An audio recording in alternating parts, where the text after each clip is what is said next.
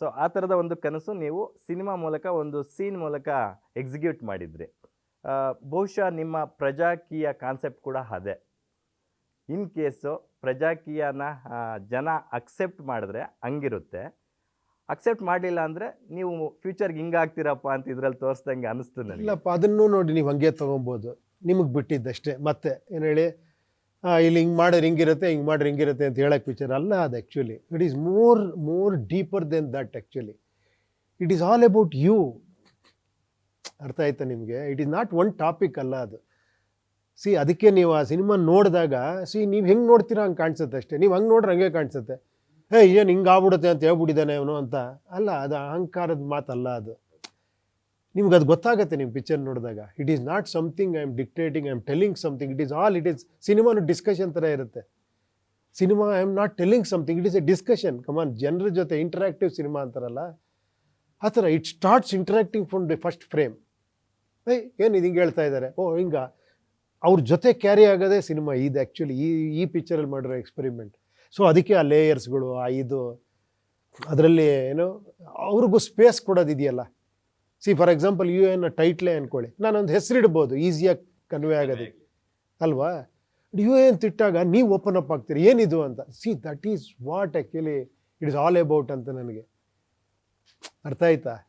ನನಗೆ ಏನೋ ಆಡಿಯನ್ಸ್ಗೆ ಒಂದು ಸ್ಪೇಸ್ ಕೊಡಬೇಕು, ಆಡಿಯನ್ಸ್ಗೆ ಒಂದು ಮಾತಾಡೋಕ್ಕೊಂದು ಇದು ಕೊಡಬೇಕು. ದಟ್ ಈಸ್ ನನ್ನ ಪ್ರಕಾರ ನನ್ನ ಸಿನಿಮಾ. ನಾನು I am not comparing with any other cinema. So ನನಗೆ ಅದು ಆಸೆ ಆ್ಯಕ್ಚುಲಿ. ಬಿಕಾಸ್ ಇಟ್ ಈಸ್ ಅವ್ರ ಸಿನಿಮಾ ಆಗಬೇಕು ಅದು. ಆ್ಯಕ್ಚುಲಿ ಆಡಿಯನ್ಸ್ ಪರವಾಗಿ ನಾನು 4 ಮಾತಾಡಿದ್ದೀನಿ ಅನಿಸ್ತಾ ಇದೆ ಸರ್. ಮಾತಾಡ್ತೀರಾ ನೀವು, ಬಿಕಾಸ್ ನಾನು ಆ ಸ್ಪೇಸ್ ಕೊಟ್ಟಿದ್ದೀನಿ ನಿಮಗೆ. ನಾನು ಏನೇನು ಮಾಡಿದ್ದೀನೋ ಅದಕ್ಕೆ ನಿಮ್ಮೊಳಗೆ ಅಷ್ಟೊಂದು ಬಂದು ಅದನ್ನು ಮಾತಾಡಿದ್ದು ನೀವು.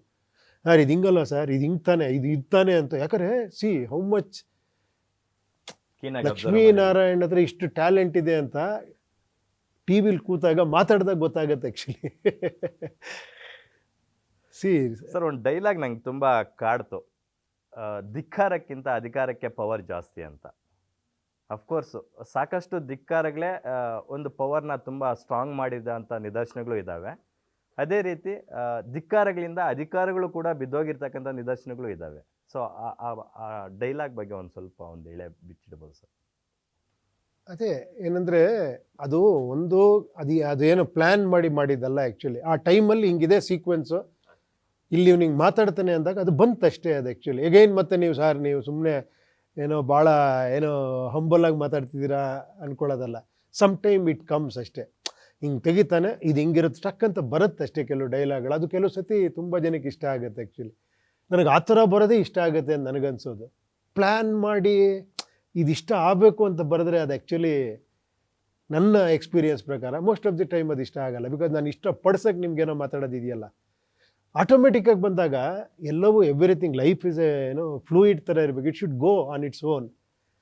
ಅದು ಯಾವಾಗ ಹೋಗುತ್ತೆ ಅಂದರೆ ನಾವು ಜೊತೆಯಲ್ಲಿ ಸೇರ್ಕೊಂಡೋದಾಗ ಬ್ಯೂಟಿಫುಲ್ ಆಗಿರುತ್ತೆ ಆ್ಯಕ್ಚುಲಿ.